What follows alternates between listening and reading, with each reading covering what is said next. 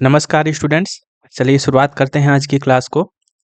आज हम लोग सेमेस्टर 4 का सब्जेक्ट स्टार्ट कर रहे हैं एब्स्ट्रैक्ट अलजेब्रा। ठीक है, तो जिन भी स्टूडेंट्स ने बीए प्रोग्राम लिया होगा या BSc programme physical science mathematical science जिनका कोर्स होगा, तो उनके सेमेस्टर 4 में आप लोग देखोगे कि आप लोग के कोर्स में एब्स्ट्रैक्ट अलजेब्रा आप लोग को मिलेगा। ठीक है, तो ये एब्स्ट्रैक्ट अलजेब्रा आप लोग को सेमेस्टर 4 में पढ़ना होगा। तो ये हम लोग यहाँ पर आज इसका पेड कोर्स स्टार्ट कर रहे हैं एब्स्ट्रैक्ट अलजेब्रा के लिए, और ये आज की क्लास आप लोग के लिए डेमो के रूप में है। डेमो क्लास 1 है ये। ठीक है, तो अभी और कुछ डेमो आएंगे, तो आप लोग डेमो हमारे यूट्यूब चैनल पर देख सकते हैं। यदि आप लोग को ये डेमो क्लासेस पसंद आती हैं और आप लोग कंप्लीट कोर्स या कंप्लीट सिलेबस को पढ़ना चाहते हैं, तो आप लोग कंप्लीट पेड कोर्स ज्वाइन कर सकते हैं। और कंप्लीट पेड कोर्स ज्वाइन करने के लिए आपको इस नंबर पर कांटेक्ट करना है। ठीक है, कांटेक्ट करिए यदि आपको मेरे पढ़ाने का तरीका समझ में आता है और चीज़ें आसान हो रही हैं तो आपके लिए। देखिए, जो एब्स्ट्रैक्ट अलजेब्रा है ये आपका चैप्टर 0 से स्टार्ट है। कहाँ से स्टार्ट है? चैप्टर 0 से। तो यहाँ पर भी हम लोग भी चैप्टर 0 यहाँ पर पहले करेंगे।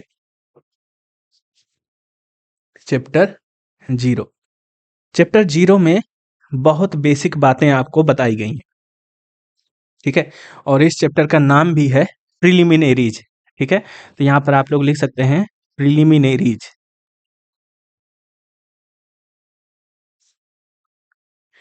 तो प्रिलिमिनरीज का मतलब होता है प्रारंभिक। ठीक है, या इसको हम कह सकते हैं शुरुआत। यहाँ पर मैं लिखे दे रहा हूँ इसका हिंदी मीनिंग भी। इसको हम लोग बोलते हैं प्रारंभिक। तो जो बेसिक चीजें होंगी वो हम लोग यहाँ पर चैप्टर 0 में कवर करेंगे।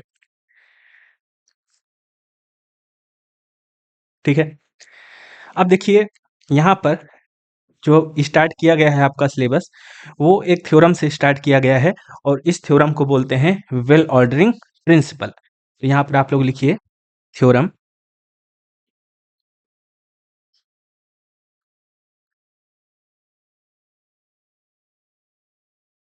और इस थ्योरम को हम लोग जानते हैं वेल ऑर्डरिंग प्रिंसिपल के नाम से।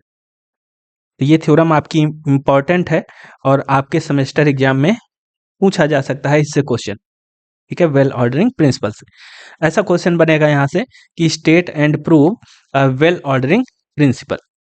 तो आपको इसका प्रूफ भी आना चाहिए और इसका स्टेटमेंट भी पता होना चाहिए।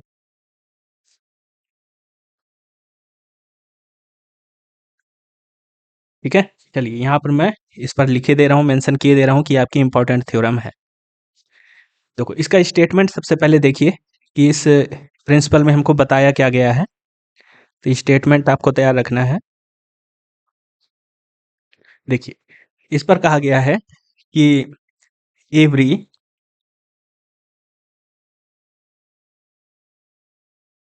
Non empty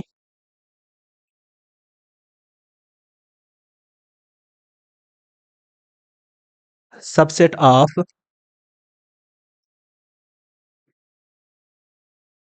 set of positive integers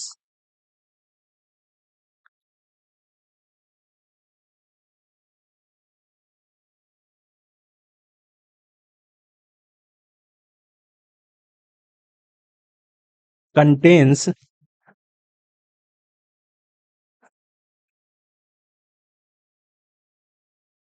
A smallest number. ठीक है, यानी कि कोई भी आपके पास नॉन एम्प्टी सेट है पॉजिटिव इंटीजर का, तो उस पर आपको स्मॉलेस्ट नंबर जरूर मिल जाएगा। ठीक है, जरूर आप बता पाओगे कि इस सेट में स्मॉलेस्ट नंबर ये है। ठीक है, जैसे मैं आपसे कहूं कि हमने एक सेट लिया, सेट ए। चलो सेट ऑफ पॉजिटिव इंटीजर की बात कही गई है, तो यहाँ पर सेट ऑफ नेचुरल नंबर ले लेता हूँ। यहाँ पर पहले लिख लो फॉर एग्जाम्पल।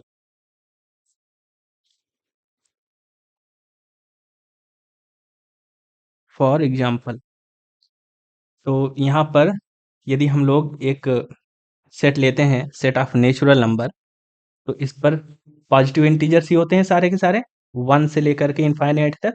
1 2 3 4 5 ये सभी। ठीक है, तो ये सेट है हमारा पॉजिटिव इंटीजर्स का। तो इस पर आप ज़रूर बता पाओगे कि स्मॉलेस्ट नंबर क्या है ना? स्मॉलेस्ट नंबर क्या है? 1 है। इस सेट के लिए स्मॉलेस्ट नंबर क्या है? 1 है। अब जैसे मैं नेचुरल नंबर का ही कोई सबसेट बना दूँ, जैसे कि मैंने एक सबसेट बनाया यहाँ पर, मैंने इसको ए से डिनोट किया है और यहाँ पर मैंने एलिमेंट रख दिए हैं कि 1, 3, 5, 7, 9 इस टाइप से मैंने एलिमेंट इस पर रख दिए हैं। तो अब देखो ये भी इस पर जो एलिमेंट्स आ रहे हैं वो कैसे हैं? तो आप कहो कि सर पॉजिटिव इंटीजर्स हैं। तो पॉजिटिव इंटीजर्स हैं तो इस पर भी आप क्या बता सकते हो? स्मॉलेस्ट नंबर आप इस सेट का बता सकते हो। ज़रूर मिल जाएगा यहाँ पर आपको स्मॉलेस्ट नंबर। जैसे मैंने एक सेट लिया, अब ऐसा नहीं है कि हर बार 1 ही स्मॉलेस्ट नंबर होगा। अब जैसे मैंने एक सेट लिया 2, 4, 6, 8, 10 तो अब इसमें स्मॉलेस्ट नंबर क्या हो गया? तो अब आप कहोगे कि सर इसमें स्मॉलेस्ट नंबर हमको मिला 2। तो बताने का मतलब ये है कि यदि जो सेट है वो पॉजिटिव इंटीजर्स का है तो आपको स्मॉलेस्ट नंबर यहाँ पर ज़रूर मिलेगा। ठीक है? अब 2 मिल जाए, 4 मिल जाए, 5 मिल जाए, कुछ भी मिल सकता है यहाँ पर। ठीक है? तो स्मॉलेस्ट नंबर आप ज़रूर बता सकते हो यदि पॉजिटिव इंटीजर का सेट है तो। बात समझ में आ रही है? ये हमारा वेल ऑर्डरिंग प्रिंसिपल बताता है। तो सबको क्लियर हो गया होगा इसका स्टेटमेंट। तो चलिए इसका हम लोग प्रूफ कर लेते हैं, प्रूफ देख लेते हैं। यहाँ पर लिखिए प्रूफ।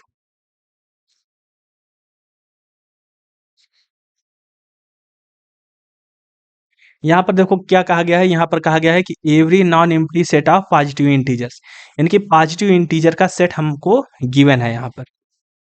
पॉजिटिव इंटीजर का सेट यहाँ पर गिवन है। तो यहाँ पर लिखिए let S be a non empty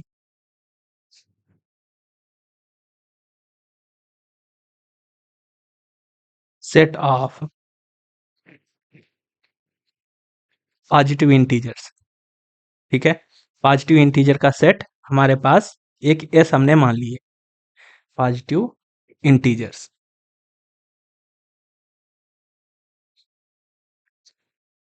अब देखो ये जो सेट हमने लिया है कैसा है? नॉन एम्प्टी है ना? नॉन एम्प्टी है तो इस पर कोई ना कोई एलिमेंट तो जरूर मिलेगा। यहाँ पर हम लोग लिख सकते हैं दिस इम्प्लाइज कि कोई एक एलिमेंट पी हमने मान लिया ये बिलोंग कर रहा है इस एस सेट में। क्योंकि सेट नॉन एम्प्टी है तो हमने मान लिया कि इस सेट में पी बिलोंग कर रहा है। ठीक है? तो आप कहोगे यस सर ठीक है। अब हमें प्रूफ क्या करना है? तो यहाँ पर लिखिए टू प्रूव। हमको ये प्रूफ करना है कि set S contains smallest element, है ना? ये हमको प्रूफ करना है कि इस सेट में स्मॉलेस्ट एलिमेंट जरूर मिल जाएगा, contains smallest number.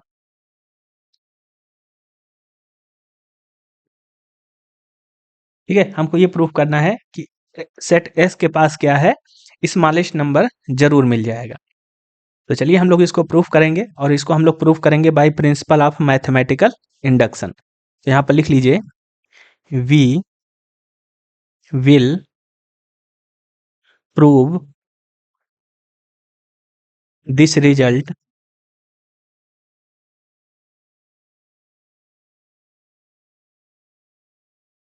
By principle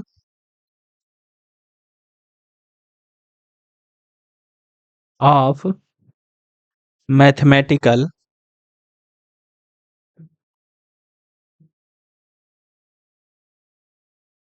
induction. ठीक है?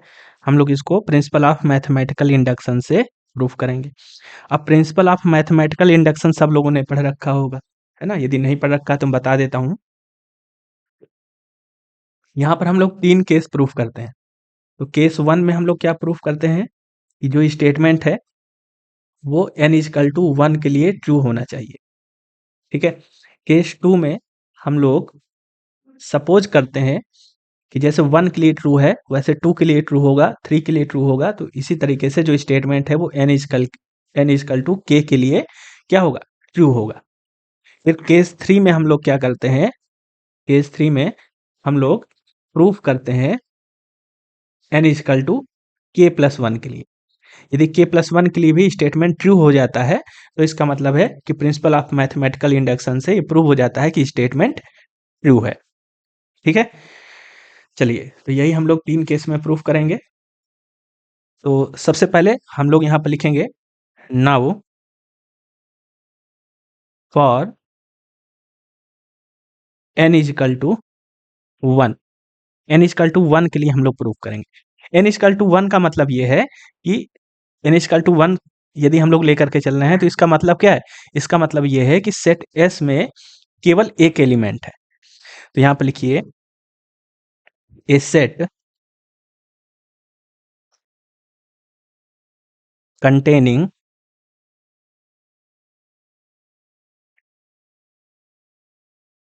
just one element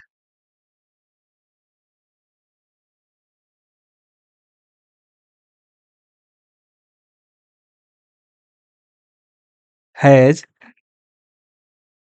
a smallest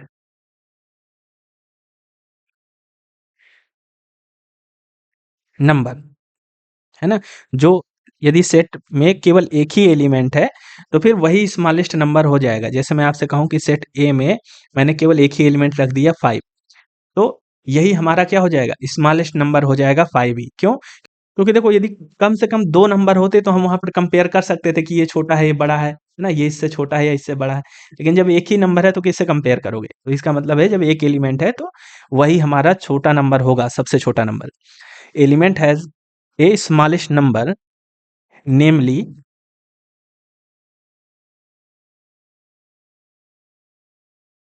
the element itself, यानी कि वो स्वयं ही हमारा एलिमेंट होगा जो कि सबसे छोटा होगा, इटसेल्फ। ठीक है, तो n इक्वल टू 1 के लिए हमने दिखा दिया कि एक स्टेटमेंट ट्रू है, n इक्वल टू 1 है। यानी सेट में यदि एक ही एलिमेंट है तो वहां पर हमको सबसे छोटा एलिमेंट वहां पर हम लोग को मिल गया। ठीक है, तो n इक्वल टू 1 के लिए तो कंडीशन ट्रू है, तो यहाँ पर आप लोग लिख सकते हैं hence the well ordering principal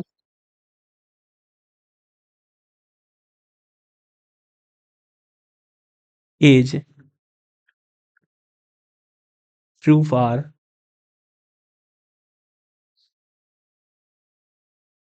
sets of size 1, है ना? सेट ऑफ साइज 1 का मतलब क्या है? ऐसे सेट जिनमें एक एलिमेंट है उस पर उसके लिए ये कंडीशन हमारा वेल ऑर्डरिंग प्रिंसिपल क्या है? ट्रू है। ठीक है, वेल ऑर्डरिंग प्रिंसिपल क्या है? ट्रू है। तो जो इंडक्शन हाइपोथेसिस है वो क्या कहती है कि अब हम लोग n इक्वल टू k के लिए ट्रू मान लेंगे। तो यहाँ पर लिखेंगे now we assume that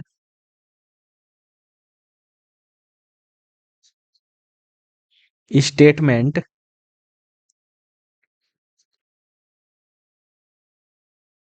is true for n is equal to k के लिए स्टेटमेंट ट्रू है। यानी कि यदि सेट में k एलिमेंट है तो हमको वहां पर भी, या हम ऐसा कहें कि k पॉजिटिव इंटीजर्स हैं तो वहां पर भी हमको सबसे छोटा एलिमेंट मिल जाएगा। ठीक है, यहाँ पर यदि आप लिखना चाहो तो लिख सकते हो। इसका मतलब ये है that is any set of k positive integers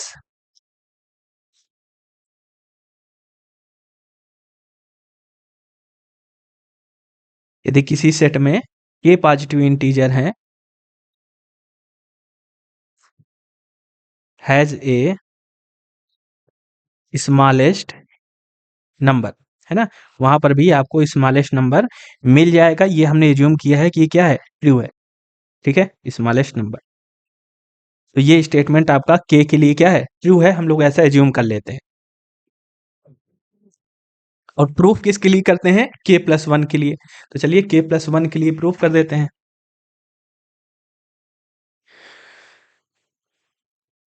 now we have to prove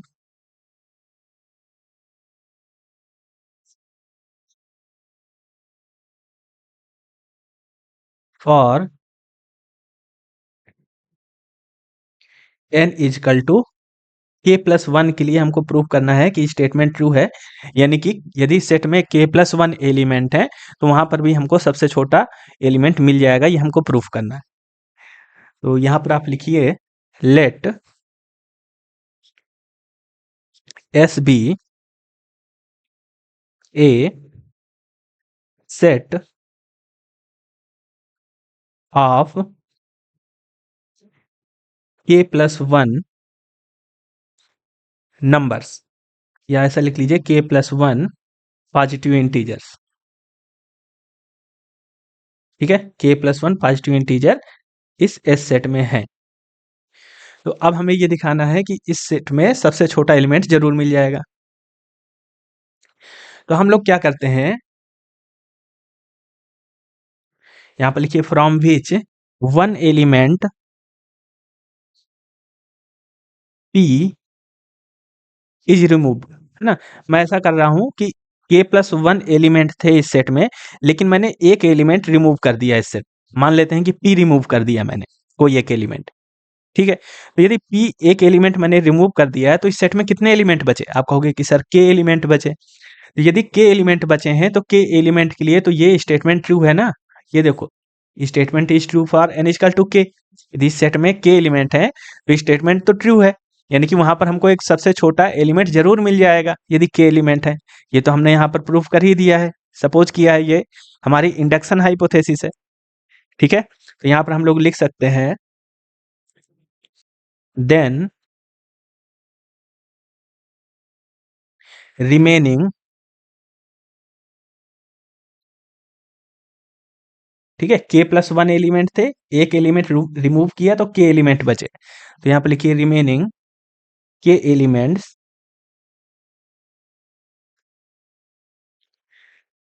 have a smallest element,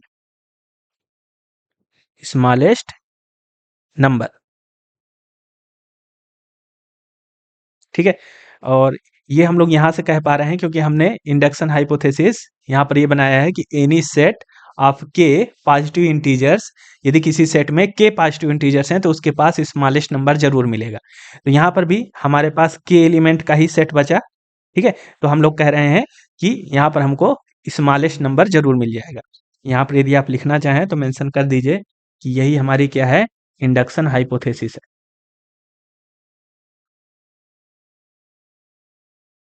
ठीक है, इंडक्शन हाइपोथेसिस, जिसका यूज करके हम k प्लस वन के लिए प्रूफ करते हैं। ठीक है, तो यहाँ पर भी आप मेंशन कर दीजिए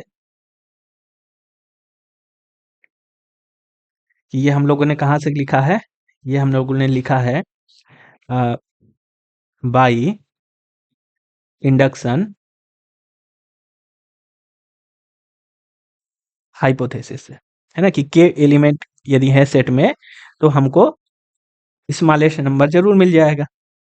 तो यहाँ पर आप लोग लिखिए इस स्मॉलेस्ट नंबर को हम लोग कह देते हैं, जो स्मॉलेस्ट नंबर मिलेगा हमने कह दिया कि q मिल जाएगा हमको। ठीक है, के एलिमेंट के सेट में जो स्मॉलेस्ट नंबर मिलेगा वो मैंने कह दिया कि क्यू होगा। और ध्यान रखना कि एक एलिमेंट हमने यहाँ पर रिमूव किया है, वो क्या है, पी। ठीक है, हमको के प्लस वन के लिए प्रूफ करना था कि के प्लस वन के सेट में स्मॉलेस्ट नंबर मिलेगा, तो के सेट के एलिमेंट में हमको स्मॉलेस्ट क्यू मिल गया, लेकिन एक एलिमेंट हमने रिमूव किया था पी। तो यहाँ पर हमको देखना पड़ेगा कि पी और क्यू में जो छोटा होगा वही स्मॉलेस्ट होगा, है ना। एक एलिमेंट हमने रिमूव किया था तो के एलिमेंट बचे, के एलिमेंट में हमको सबसे छोटा एलिमेंट मिल गया क्यू, और फिर इसके बाद जो पी रिमूव किया था तो पी और क्यू में देख लेंगे जो छोटा होगा वही स्मॉलेस्ट होगा। तो हमको स्मॉलेस्ट नंबर के प्लस वन के सेट में भी मिल गया। तो यहाँ पर लिख सकते हैं hence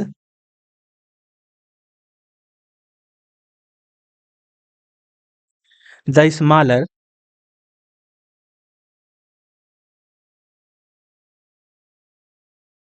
of P and Q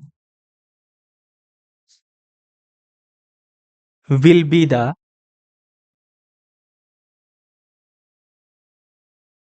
be the smallest element of S। तो जो सेट S था जिस पर k+1 एलिमेंट थे, है ना, k+1 एलिमेंट थे, तो इस सेट में भी हमको सबसे छोटा एलिमेंट मिल गया। P और Q में से जो छोटा होगा, 2 नंबर हैं आपके पास तो उस पर छोटा और बड़ा तो आप बता ही सकते हो ना, तो जो भी छोटा होगा वही हमारा क्या हो जाएगा, स्मॉलेस्ट नंबर हो जाएगा।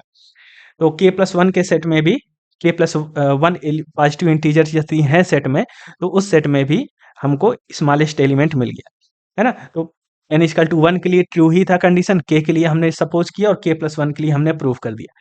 तो यहाँ से हम कह सकते हैं कि प्रिंसिपल ऑफ मैथमेटिकल इंडक्शन यहाँ से कंप्लीट हो गया। और यदि प्रिंसिपल ऑफ मैथमेटिकल इंडक्शन लग जाता है तो फिर इसका मतलब है कि स्टेटमेंट क्या है, ट्रू है ना। यदि आपने तीनों केस दिखा दिए हैं k+1 तक के लिए, तो फिर by principal of mathematical induction से हम कहते हैं कि स्टेटमेंट ट्रू है। तो यहाँ पर लिखिए हेंस प्रूव्ड द रिजल्ट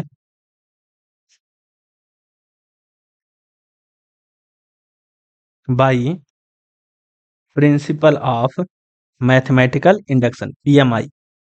ठीक है, इस तरीके से हमने प्रिंसिपल ऑफ मैथमेटिकल इंडक्शन से रिजल्ट को प्रूव कर दिया। हमारा रिजल्ट क्या था, हमारा रिजल्ट ये था कि यदि हमारे पास कोई एक नॉन एम्प्टी सेट है पॉजिटिव इंटीजर्स का, है ना, जिस पर पॉजिटिव इंटीजर्स आ रहे हैं, तो उस पर हमको स्मॉलेस्ट नंबर जरूर मिल जाएगा। तो हमने प्रिंसिपल ऑफ मैथमेटिकल इंडक्शन से इसको प्रूव कर दिया। ठीक है, तो आई होप आपको ये वेल ऑर्डरिंग प्रिंसिपल अच्छे से समझ में आया होगा। तो आज की क्लास को यहीं तक रखते हैं। मैंने केवल एक ही थ्योरम डिस्कस की है इस क्लास में, क्योंकि ये डेमो क्लास है, थोड़ा थोड़ा सीखते जाइए आप लोग। ठीक है, फिर यदि आप लोग को क्लासेस पसंद आती हैं, जो भी डेमो क्लासेस होंगी, तो आप लोग फिर कंप्लीट पेड कोर्स ज्वाइन कर सकते हैं यदि आपको कंप्लीट सिलेबस पढ़ना है तो चलिए आज की क्लास को यहीं तक रखते हैं, मिलते हैं नेक्स्ट डेमो क्लास में। Thank you.